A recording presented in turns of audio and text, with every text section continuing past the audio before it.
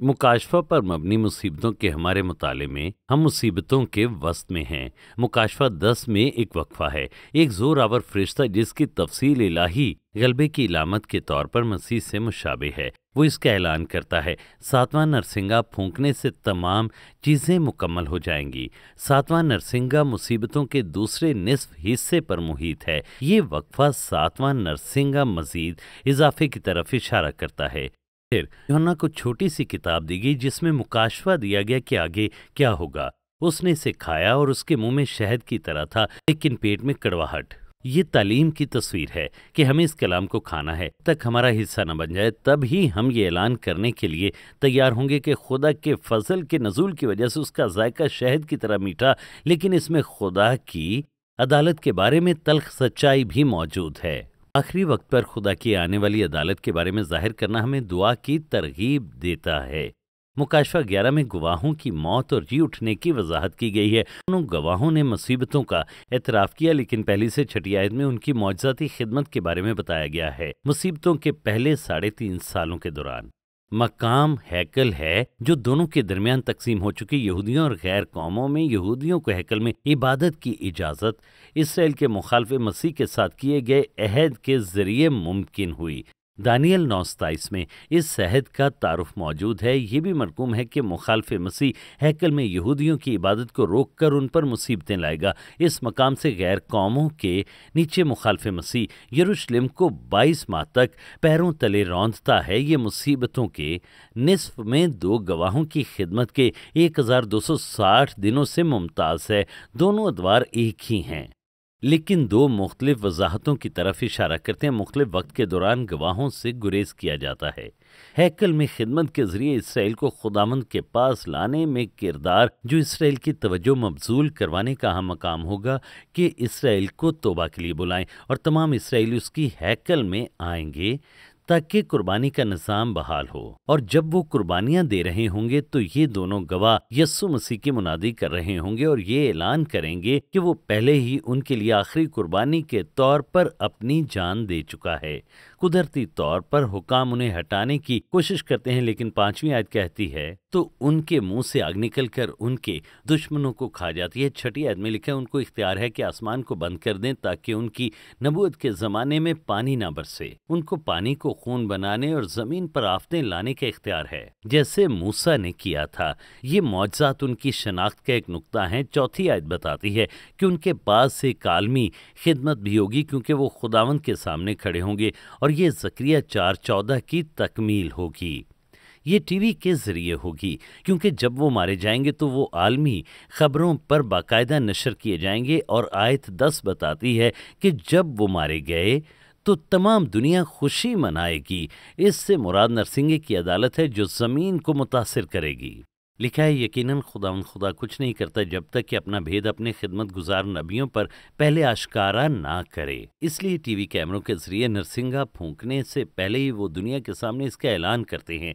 جس طرح موسیٰ نے فرعون کے ساتھ کیا، اس طرح زمین پر آفتیں آئیں گی کیونکہ یہ دنیا کہے گی کہ ان دونوں کی وجہ سے زمین پر عدالت آئی۔ یہ دونوں موسیٰ اور ایلیا ہیں۔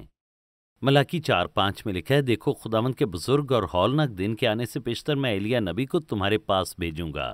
وہ باپ کا دل بیٹے کی طرف اور بیٹے کا باپ کی طرف مائل کرے گا۔ اس لیے ایلیا کو مسیح کی واپسی سے پہلے اسرائیل میں واپس آنا ہوگا تاکہ راستہ بنائے۔ اس لیے فسح کے کھانے میں ایلیا کے لیے جگہ خالی رکھی جاتی ہے۔ جب شاگردوں نے متی 17 میں یسوع سے اس پیشن گوئی کے بارے میں پوچھا تو یسوع نے کہا ایلیا البتہ آئے گا اور سب کچھ بحال کرے گا، لیکن میں تم سے کہتا ہوں کہ ایلیا تو آ چکا اور انہوں نے اسے نہیں پہچانا۔ پھر یسوع نے متی 11 باب کی 14 آیت میں یوں فرمایا، یہاں پر یہ لکھا ہے اور چاہو تو مانو ایلیا جو آنے والا تھا یہی ہے۔ پہلی آمد پر یوحنا بپتسمہ دینے والے نے 3.5 سال تک راستہ تیار کیا کہ وہ جانتا تھا کہ اسرائیل اس پیشن گوئی کی کامیاب تکمیل کے لیے بادشاہی کو مسترد کر دے گا، اور 1.5 سال کی اس خدمت کے دوران ان دونوں گواہوں میں سے ایک ہے۔ لہٰذا اس میں کوئی شک نہیں کہ ان 2 گواہوں میں سے ایک ایلیا ہے۔ یاد رکھیں ایلیا مرا نہیں بلکہ رتھ پر اٹھایا گیا، اس لیے خدا نے اس کے جسم کو اس کے لیے محفوظ رکھا۔ کچھ کا کہنا ہے ہنوک دوسرا گواہ ہے، لیکن اس کی مرکزی خدمت اسرائیل کو خدا کے لیے بحال کرنا ہے، اس لیے موسیٰ بہتر امیدوار ہے۔ اگرچہ موسیٰ انتقال کر گیا، لیکن کلام بتاتا ہے کہ میکائیل اس کی لاش لینے کے لیے آیا، مگر اسے ابلیس کی مخالفت کا سامنا کرنا پڑا۔ لگتا ہے خدا نے اس کے جسم کو محفوظ رکھا۔ یہ ایلیا اور موسیٰ تھے جو یسوع کے ساتھ تبدل کے پہاڑ پر تھے، اس لیے ظاہر ہے کہ خدا ان دونوں کے خاص کردار کے لیے مخصوص کرتا ہے۔ لوکا 24 بتاتا ہے مسیح کے جی اٹھنے پر 2 مرد عورتوں پر ظاہر ہوئے اور ان مردوں نے گواہی دی، اس سے پہلے کہ بات چیت یسوع نے ان کے ساتھ کی ہو۔ ان 2 آدمیوں نے بھی آسمان پر اسے جاتے ہوئے دیکھا اور کہا یسوع اسی طرح واپس آئے گا جیسے اٹھایا گیا۔ چنانچہ وہ یسوع کے آخری دنوں کے تمام واقعات کے عینی شاہد زمین پر موجود تھے۔ یہی وجہ ہے کہ ان کی خدمت کو گواہی کے طور پر بیان کیا گیا۔ 7ویں آیت میں یوں لکھا گیا ہے، جب وہ اپنی گواہی دے چکیں گے تو حیوان اتھاہ گڑھے سے نکلے گا اور ان کو مار ڈالے گا۔ یہ مخالف مسیح ہے جس کو ابھی موت اور قیامت کی جعلی رویا ملی تھی۔ 13:3 میں لکھا ہے، اور میں نے اس کے سروں میں سے ایک پر گویا زخم کاری لگا ہوا دیکھا، مگر اس کا زخم کاری اچھا ہو گیا اور ساری دنیا تعجب کرتی ہوئی اس حیوان کے پیچھے ہو لی۔ 14ویں آیت میں لکھا ہے، جس حیوان کے تلوار لگی تھی اور وہ زندہ ہو گیا اور اس کا بت بناؤ۔ تو مکاشفہ 11 کہتا ہے کہ مخالف مسیح اتھاہ گڑھے سے آ کر 2 گواہوں کو مارتا ہے۔ پھر 8ویں آیت کہتی ہے کہ ان کی لاشیں گلیوں میں پڑی ہوں گی۔ یقینی طور پر عظیم شہر کا یہ کوئی پلازا یا پھر کوئی مقام ہوگا، یہیں پر خداوند یسوع کو مصلوب کیا گیا تھا۔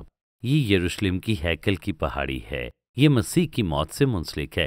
3 دن کے بعد ان کے جی اٹھنے کے بارے میں اپنے تجربے کو خداوند سے جوڑتے ہوئے 9ویں اور 10ویں آیت میں لکھا ہے کہ اگلے 3.5 دن میں پوری دنیا ان کی لاشوں کو دیکھے گی، کیونکہ وہ انہیں دفن نہیں کرنے دیں گے۔ یہ ظاہر کرتا ہے کہ دنیا ترقی یافتہ ہے۔ اس مصیبت میں ٹیکنالوجی صرف سیٹلائٹ ٹی وی کے ذریعے ممکن ہے۔ دنیا میں 3.5 دن تک ایک تقریب ہوتی ہے جب خدا انہیں مردوں میں سے زندہ کر کے ان سب دیکھنے والوں پر بڑا خوف لایا جو پوری دنیا تھی۔ اور پھر دیکھیں، آسمان سے ایک بلند آواز کہتی ہے، یہاں آؤ، اور وہ اپنے دشمنوں کے سامنے آسمان پر اٹھائے گئے، یعنی ساری دنیا ٹی وی پر یہ دیکھے گی۔ وہ منادی کر رہے تھے کہ یسوع ہی مسیح ہے جو ان کی موت اور 3 دن بعد جی اٹھنے سے ثابت ہوگا، اور اب خدا اسرائیل کو ان کے پیغام کی حتمی تصدیق یونا کی تیسری نشانی سے دے گا۔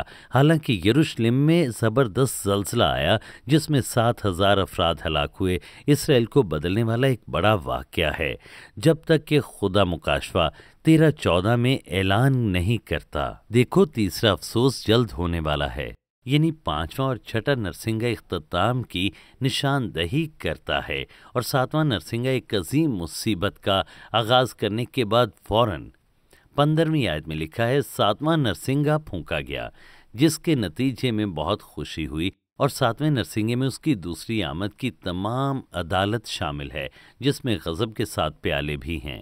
تو 7ویں مہر میں 7 نرسنگے ہیں، اور 7ویں نرسنگے میں غضب کے 7 پیالے ہیں۔ آسمان خوشی کرتا ہے خدا کی عدالت کی تکمیل، اور 7 نرسنگے جس میں مخالف مسیح کی اس دنیا کی بادشاہت کا تختہ الٹا جاتا ہے مسیح کی لازوال بادشاہی کے ذریعے۔ پرانے عہد نامے کے مقدسین کے جی اٹھنے اور عدالت اور خدا کے تمام دشمنوں کی زمین پر تباہی، یہ 7واں نرسنگا ہے۔ اور ہم دیکھتے ہیں کہ مکروہات جو ویرانی لاتی ہیں، دانیل 9:27 میں لکھا ہے کہ 17ویں ہفتے کے وسط میں مخالف مسیح نے ہیکل پر قبضہ کر لیا، قربانیوں کو روکا، اور اس مکروہات کو قائم کرتا ہے جو اس معاملے میں جھوٹے خدا کا بت ہے، جو کہ مخالف مسیح خود ہے۔ مکاشفہ 13 کے مطابق یہ حیوان کی تصویر ہے، اور اس کا مقصد نہ صرف کل سیاسی طاقت ہے بلکہ کل مالی اور مذہبی طاقت حاصل کرنا بھی ہے۔ وہ حیوان کے نشان کے ذریعے مالیاتی کنٹرول اور مذہبی کنٹرول کے ذریعے غالب مذہبی نظام کو تباہ کرتا ہے، جیسا کہ مکاشفہ 17 میں لکھا ہے، اور وہ اپنے آپ کو خدا کے طور پر متعارف کرواتا ہے۔ وہ یہودی مذہب کو بھی تباہ کرنے کی کوشش کرتا ہے۔ وہ اسرائیل کے خدا کے خلاف بولتا ہے اور بڑے پیمانے پر ظلم و ستم کو ہوا دیتا ہے، اور اس سب میں وہ اپنی رائے کو پورا کرتا ہے تاکہ ہیکل کو ان کے عقیدے کے مرکز کے طور پر قبضہ کرنے کے لیے پہلے 2 گواہوں کو شکست دی جائے۔ پھر وہ ہیکل کو اپنے نئے مذہب کا مرکز بناتا ہے، और इसे अपने लिए वक्फ करता है और अपने आप को देवता करार देता है और मुकद्दस मकाम में मकरूहात कायम करता है। कोई ताज्जुब की बात नहीं कि खुदा ने इस मकरू फेल का जवाब मुखालिफ मसीह के दायरे पर तबाह कुन अदालत जारी करके सातवां नरसिंगा फूंका, जो वाज़ेह तौर पर चीज़ों को एक सतह पर ले आता है। बस जब तुम उस उजाड़ने वाली मकरू चीज़ को जिसका जिक्र दानियल नबी की मार्फत हुआ है देखो, तो जो यहूदिया में हो पहाड़ों पर भाग जाएं तो याद रखें, क्योंकि यस्सु 21वीं आयत में इसकी वजह बताता है। क्योंकि उस वक्त ऐसी बड़ी मुसीबत होगी कि दुनिया के शुरू से न अब तक हुई न कभी होगी। 22वीं आयत में लिखा है, और अगर वो दिन घटाए न जाते तो कोई बशर न बचता, मगर बरगजीदों की खातिर वो दिन घटाए जाएंगे। इसलिए ये मकरूहात सातवें नरसिंगे और बड़ी मुसीबतों का आगाज़ होगा, जब मुखालिफ मसीह यहूदियों के खिलाफ हॉलोकॉस्ट से दुगना जुल्म और सितम ढाएगा। और याद रखें, ज़करिया 13:8 और 9 में लिखा है, सिर्फ 1/3 यहूदी मुसीबत से बचेंगे, लेकिन जो बचेंगे वो महफूज होंगे। यस्सु बड़ी मुसीबत का नाम यर्मिया से लेता है, जो कहता है कि ये दिन याकूब की मुसीबत या बड़ी मुसीबत का वक्त होगा। इसका जिक्र मुकाशवा 12 में भी मौजूद है और यहाँ पर एक औरत से मुतल्लिक बताया गया है जो कि एक रोया देखती है। ये लामतें हमें पैदाइश 37 में यूसुफ के ख्वाब की तरफ इशारा करती हैं और साबित करती हैं कि इसराइली औरत ने बच्चे को जन्म दिया जो दुनिया पर हुक्मरानी करेगा। शैतान यानी अज़दा उसे पैदाइश से मारने की कोशिश करता है, लेकिन वो बच जाता है और ये वही मसीह है जो इसराइल की नस्ल से ज़मीन पर आया। मसीह को तबाह करने में नाकाम रहने के बाद अज़दहा औरत इसराइल को तबाह करने पर तवज्जो मरकूज करता है। छठी आयत के इस मकाम पर पेश गोई है जब औरत अज़दहे से भागकर बियाबान जाती है ताकि खुदा की तरफ से तैयार की गई जगह पर उसे ले जाए, जहां वो बड़ी मुसीबत के 3.5 साल तक महफूज रहे और परवरिश पाए। लिहाजा ये भागने वाली औरतें इसराइल के मानने वाले बाकी मादा हैं। सिर्फ उन लोगों के लिए जो यस्सु पर ईमान रखते हैं इंतबाह है कि वो उसकी नज़र से भाग जाएं। आयत 7 से 9 में इसराइल की हिफाजत के लिए अपने मैंडेट के हिस्से के तौर पर मीकाईल अपने फरिश्तों के साथ अज़दहे के खिलाफ जंग लड़ता है। और फिर आप गौर करें कि असली इब्लीस की जंग के दौरान इब्लीस को तीसरे आसमान से ज़मीन पर गिराया गया और वो ज़मीन के माहौल में आया। यस्सु ने कहा, उसे बिजली की तरह कूदते देखा, लिहाजा अब उसकी खुदा के आसमान तक रसाई नहीं है। अय्यूब की किताब में हम देखते हैं कि इब्लीस खुदा के सामने जाता है, जो कि ज़मीन पर ही हुआ, जैसे कि ज़करिया पहले बाब में लिखा है। हाँ, शैतान खुदा के सामने मुकद्दसीन पर इल्ज़ाम लगाता है, लेकिन उसे ऐसा करने के लिए मुसलसल जाने की ज़रूरत नहीं, इस जंग के नतीजे में शैतान और उसके फरिश्ते पहले ही निकाले जाते हैं और ज़मीन की सतह पर रहने पर मजबूर हो जाते हैं। 9वीं आयत में हम डराने के 2 निशान देखते हैं, अज़दहा जो डराता है और ये वो सांप भी है जो धोखा देता है। अब शैतान को गिरा दिया गया है और वो जानता है कि उसके पास थोड़ा वक्त है। खुदा के मंसूबे के लिए इसराइल पर मरकूज है और वो इसराइल को तबाह करना चाहता है। पहले वो फरार होने वाली औरत के पास जाता है, लेकिन खुदा ने माफूकुल फितरत तौर पर उसकी हिफाजत की और उसे महफूज जगह पर रहने के काबिल बनाया, जहां वो सैलाब में 3.5 साल तक रहती है। शायद अपनी तवज्जो पूरी दुनिया के बाकी यहूदियों और मसीहियों की तरफ मबजूल कराई।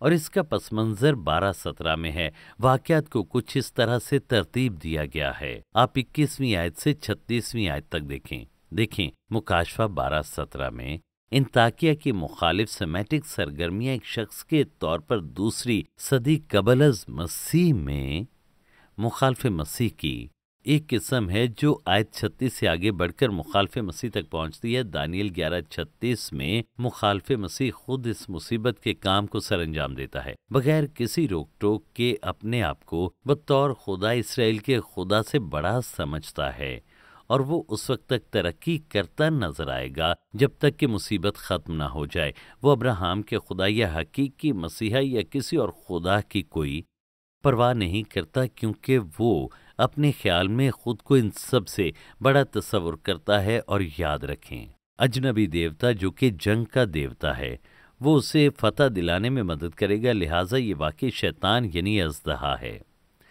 इससे पहले कि वो आलमी ताकत हासिल कर ले, उसे 3 बादशाहों की मुखालफत का सामना होगा जो जनूब, शुमाल और मशरिक के बादशाह हैं, लेकिन वो इन तीनों बादशाहों को शिकस्त देगा।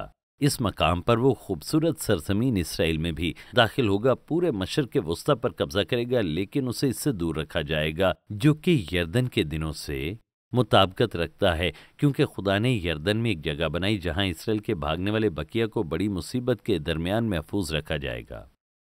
مخالف مسیح اسرائیل میں اپنا فوجی ہیڈ کوارٹر بحر روم اور یروشلم کے درمیان خوبصورت پہاڑ یعنی ہیکل کی پہاڑی پر قائم کرے گا۔ یہ وہ وقت ہے جب وہ 2 گواہوں کو مار ڈالتا ہے اور مکروہات کو کھڑا کرتا ہے۔ دانیل 12:1 میں لکھا ہے، جب میکائیل اور اس کے فرشتے اژدہے سے جنگ کریں گے تو وہ اسرائیل کے محافظ کے طور پر اپنے خصوصی کام کو پورا کرنے کے لیے ایسا کرے گا۔ اور یہ آیت جاری ہے، اور وہ مصیبت کا وقت ہوگا جیسا کہ کبھی پیش نہ آیا ہو، کیونکہ اس وقت تک کوئی قوم موجود نہ تھی۔ یہ بالکل ایسا ہی ہے جیسا کہ یسوع نے بڑی مصیبت کے بارے میں بیان کیا۔ اس وقت اسرائیل سے ہر شخص جس کا نام کتاب میں لکھا پایا جائے گا وہ بچایا جائے گا۔ یسوع نے اس کی تصدیق کی کہ اس کی واپسی پر اسرائیل کا بقیہ بچایا جائے گا۔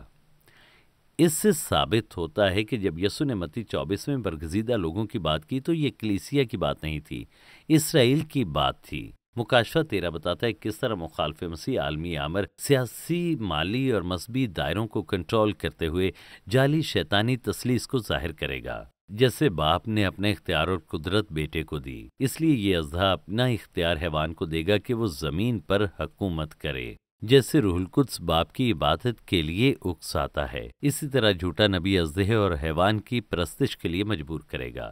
مکاشفہ 13:1 اور 2 میں یوحنا سمندر کے کنارے اژدہا کو دیکھتا ہے جو سمندر سے نکلنے والے حیوان کو طاقت دیتا ہے، جس کے 10 سینگ، تاج اور 7 سر ہیں۔ اژدہا کے ساتھ پہچان اس حقیقت سے بڑی ہے کہ اژدہا کے بھی 7 سر اور 10 سینگ ہیں، جو کہ مکاشفہ 12 میں مرقوم ہے۔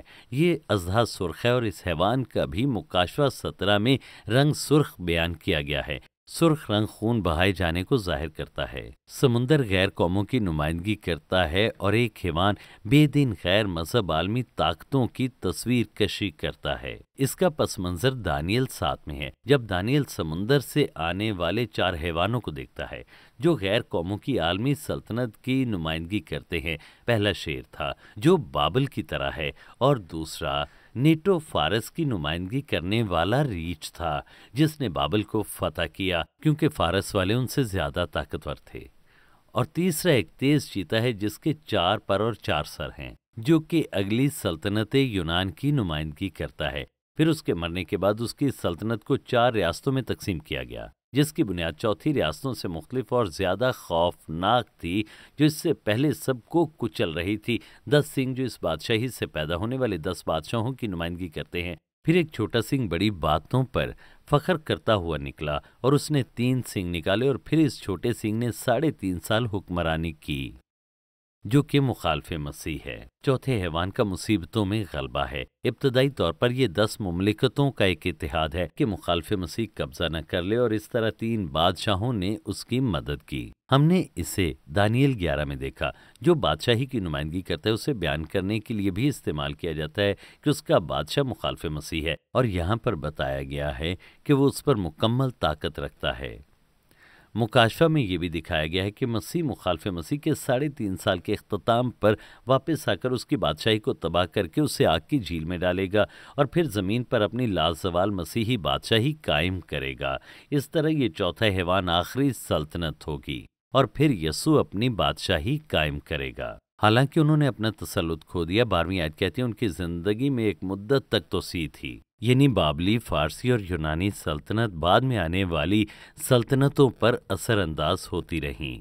اب ہم مکاشفہ 13 میں اس حیوان کو سمجھ سکتے ہیں کہ اس کے 7 سر ہیں، اور یوحنا ایک وقت میں ایک سر دیکھتا ہے اسے باہر نکلتے ہوئے۔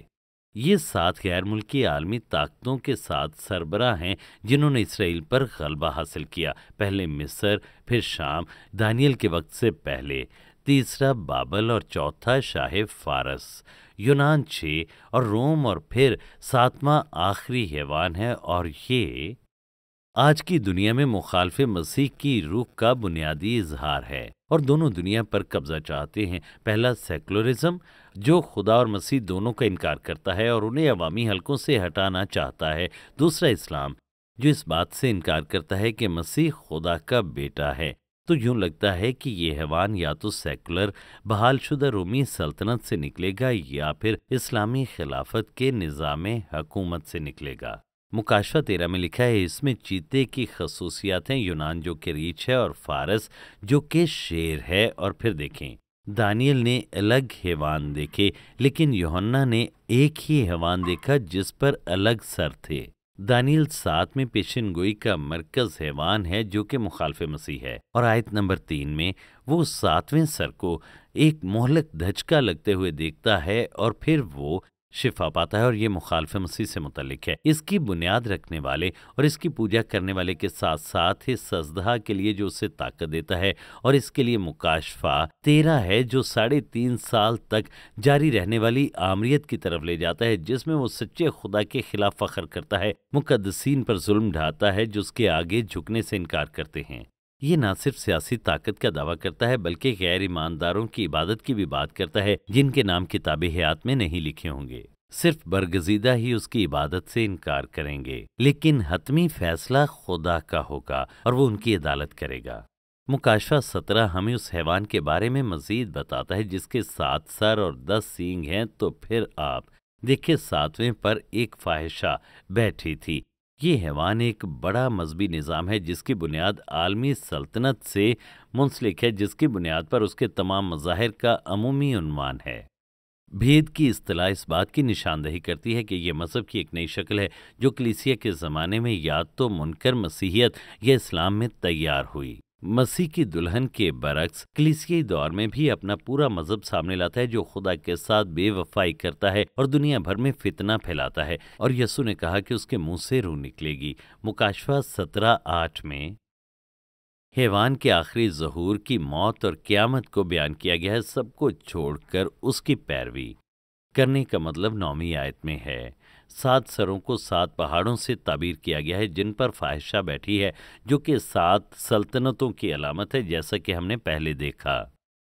پھر مکاشفہ 17 میں لکھا ہے کہ 7 سلطنتیں گر چکی ہیں، جس میں شام، بابل، مصر، فارس ہے، اور ایک رومی سلطنت ہے جو اب بھی اقتدار میں ہے، اور پھر دوسری ابھی تک نہیں آئی۔ یا تو رومن قانون عثمانیہ کو بحال کرتا ہے۔ پھر 11ویں آیت کہتی ہے کہ جی اٹھنے والا حیوان 8واں سربراہ یا بادشاہی ہے اور 7 سلطنتوں میں سے ایک ہے، لیکن وہ تباہ ہوگا، اور یہ آپ کو 7ویں بادشاہی سے 7ویں سر سے ایک سینگ کے طور پر ایک بادشاہ کے طور پر نظر آتا ہے، لیکن اس کے جی اٹھنے کے بعد اس کی بادشاہی اس قدر بدل جاتی ہے کہ وہ مطلق العنان عبادت کا مرکز بن جاتا ہے، اور یہ بنیادی طور پر ایک نئی 8ویں بادشاہی ہے جس کی شخصیت بذات خود دوسرے لفظوں میں سینگ دراصل آگے کو جاتا ہے، اور یہ بالکل تصویر ہے دانیل 7:8 میں۔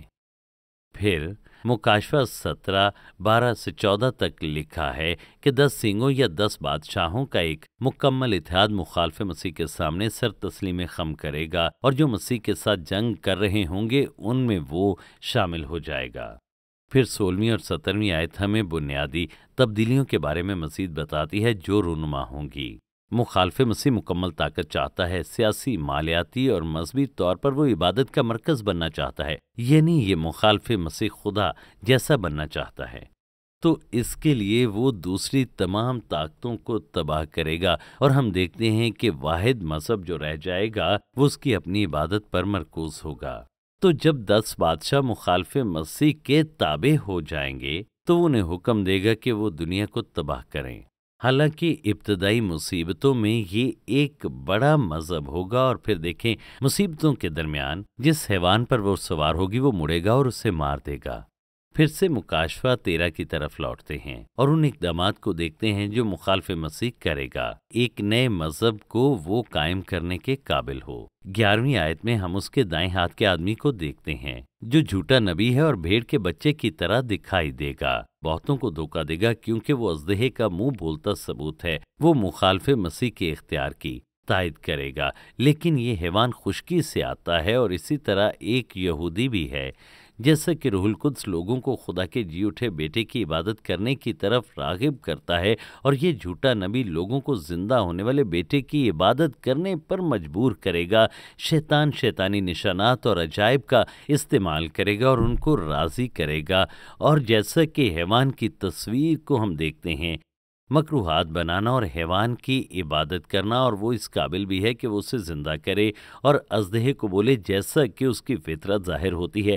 جب وہ ان تمام لوگوں کو مخالف مسیح کی پرستش سے انکار کرتے دیکھے گا تو انہیں مارے گا۔ کوئی بھی اس کے نشان کے بغیر خرید و فروخت نہیں کر سکے گا جو مخالف مسیح کے نام پر مشتمل ہے، اور یہ عدد 666 ہے۔ لاطینی اور عبرانی میں ہر لفظ کا ایک نمبر ہوتا ہے، تو ہر لفظ کے لیے ایک نمبر ہوتا ہے۔ مخالف مسیح کی شناخت کے لیے یہ نمبر ہے جو 666 ہے، لیکن اگر آپ یونانی میں یسوع لکھیں تو اس کے لیے 888 ہے، اور یہ اس کے جی اٹھنے کا عدد ہے۔ لہٰذا یہ نشان ملکیت کا نشان ہے جو کہتا ہے کہ آپ حیوان سے تعلق رکھتے ہیں۔ ہر ایک کو مخالف کے ساتھ وفاداری کی قسم کھانے کا انتخاب دیا جائے گا کہ مخالف مسیح کی عبادت کریں یا اس کا نشان لینے سے انکار کریں۔ اگر آپ اپنے معاشی نظام سے خارج ہونے کو چھپاتے ہیں تو آپ کو مار دیا جائے گا، لیکن خدا کرے جو کوئی نشان لگائے کہ وہ ہمیشہ کے لیے برباد ہو جائے۔ تو مخالف مسیح کمپیوٹر سکینرز اور امپلانٹڈ مائکرو چپس کی جدید ٹیکنالوجی استعمال کرتے ہوئے عالمی نظام کو رائج کر رہا ہے۔ یہ مخالف مسیح کو مکمل اختیار دینے کے لیے کیا جا رہا ہے تاکہ ہر کوئی اس کی عبادت کرے، اور یہ ایک ذریعہ بھی ہے شناخت اور نشان کے بغیر والوں کو قتل کیا جائے۔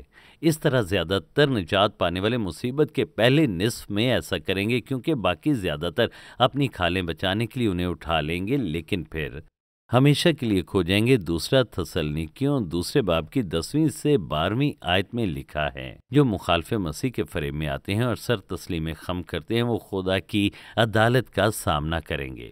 مخالف مسیح کا بڑا آلہ یہودیوں اور مسیحیوں کے خلاف بڑے پیمانے پر ظلم و ستم کے لیے اپنے پروگرام کو استعمال کرنا بھی ہوگا، لیکن یہ 2 بڑے گروپس ہیں جس کے نتیجے میں شہیدوں کا ایک بڑا ہجوم بنے گا۔ شیطان کا کھیل یہ ہے کہ مخالف مسیح کے ذریعے بنی نوع انسان پر تسلط پائے اور وہ انسانوں سے اپنی عبادت کروانا چاہتا ہے۔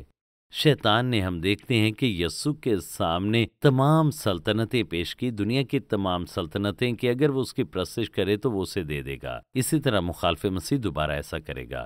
مخالف مسیح قبول کرے گا اور شیطان سے اس کی طاقتیں لے گا اور ایک وقت کے لیے زمین پر حکومت کرے گا۔ مکاشفہ 13 کے مطابق ابلیس کا منصوبہ ہے کہ ساری دنیا اس کی عبادت کرے، مخالف مسیح کے بت کی پوجا کرنے کے ذریعے سے، جو کہ دراصل اس کا نمائندہ ہے۔ یہاں وہ خدا کی نقل کرتا ہے۔ جب ہم بیٹے کی عبادت اور تعظیم کرتے ہیں تو باپ کی بھی عبادت اور تعظیم کرتے ہیں۔